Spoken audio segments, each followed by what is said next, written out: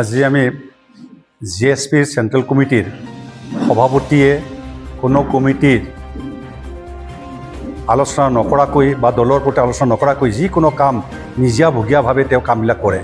তাৰ কাৰণে MCLৰ সময়তো ইলেকশ্যনৰ সময়ত তেখেতে কাৰো প্ৰতি আলোচনা নকৰি নিজাভগীয়াকৈ সকলো কামবিলাক কৰি থাকে।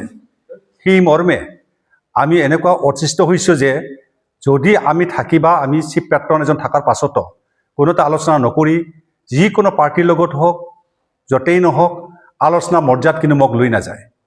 আৰু সেই সংক্ৰান্তত গোটেইখিনি কাম তেওঁ নিজাভগীয়াকৈ কৰিব বিচাৰে আৰু নিজাভগীয়াকৈ কৰে। সেই সংক্ৰান্তত আমি অতিষ্ঠ হৈ গৈছোঁ। আৰু লগতে সেইকাৰণে আজি মই এই যে দিহিৰা সমষ্টিৰ আৰু GSP চেণ্ট্ৰেল কমিটিৰ পৰা চিফ পেট্ৰন লগতে ভাইচ প্ৰেচিডেণ্ট হিচাপে মই চলি আছিলোঁ, আজিৰ পৰা মই অব্যাহতি লৈছোঁ। আৰু লগতে দলীয় পদৰ পৰা অব্যাহতি লোৱাৰ পাছতো আৰু পাৰ্টিৰ পৰা মই পদত্যাগ কৰিছোঁ। এতিয়া বৰ্তমানলৈকে আমি কোনো এটা সিদ্ধান্ত বৰ্তমান লোৱা নাই। যেতিয়া নেকি আমাৰ সকলোৱে আলোচনা কৰি সিদ্ধান্ত মৰ্মে সকলোৱে আগবাঢ়িব। বৰ্তমান তেখেতৰ লগতো একচিটিয়া ৰাজ, নিজে নিজৰ কথা মতে চলে। সেই সংক্ৰান্তত গোটেই কামবিলাক নিজে আগবঢ়াই লৈ যায়। আজি যোৱা MCL ইলেকশ্যনৰ সময়তো তেখেতে বহুতখিনি কথা কৈছিল, কিন্তু আমি কোনো ঢুকিয়ে নাপালোঁ।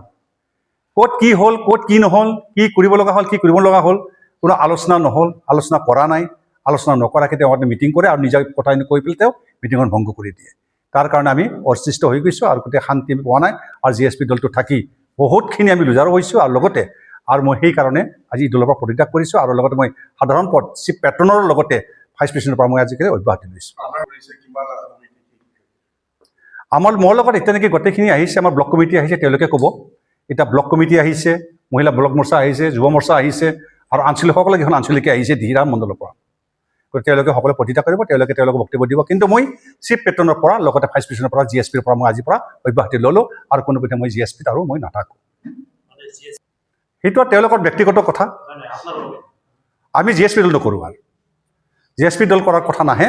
আৰু যিকোনো প্ৰকাৰে আমি এতিয়া অব্যাহতি লৈছোঁ। যেতিয়া আমি পৰৱৰ্তী চিন্তা কৰিম, ক'ৰবাত যদি আমাৰ সকলোৱে মিলিজুলি আলোচনা কৰি যদি কিবা আগবাঢ়িব ইচ্ছা কৰে তেতিয়াহ'লে নিশ্চিতভাৱে আগবাঢ়িম। এতিয়া বৰ্তমান চিফ পেট্ৰন হিচাপে মই কৰিলোঁ।